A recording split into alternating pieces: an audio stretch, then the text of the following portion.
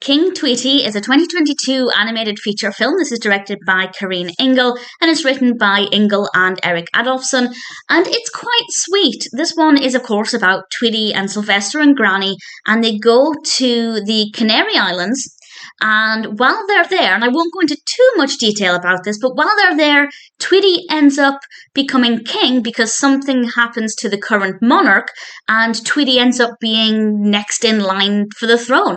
And it's all about the problems that they face while they're there, and a particularly interesting character called Diego, who I rather like. And I like the design of Diego. I think pretty much all of the other characters look great, but the animation style it's very cute. It's a very cutesy animation style. And I don't necessarily mind it, judging it on its own. It's not too bad. Had I never seen any Sylvester and Tweety before, I'd probably think it's quite a nice animation.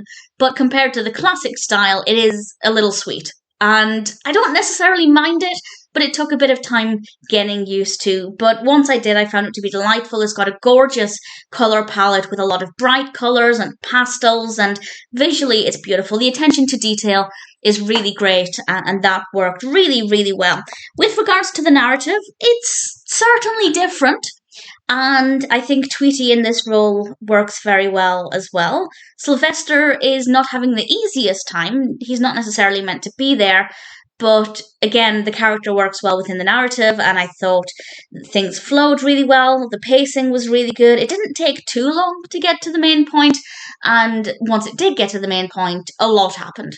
It is quite a short film. It's just over an hour, and I don't think it needed to be any longer. I think the length worked really well, and I'd say it's not the most predictable, but also it's not full of twists and turns. It's a pretty straightforward narrative that flowed well, and the characters in it were all really interesting. The only issue I had, and it's not an issue, but just something that took me a while, is the animation style. It is just a little bit too cutesy for my liking.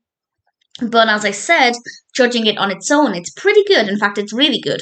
But if you're used to the classic Sylvester and Tweety, then it might take a little bit of time. But the colour palette is stunning, and I can't complain too much.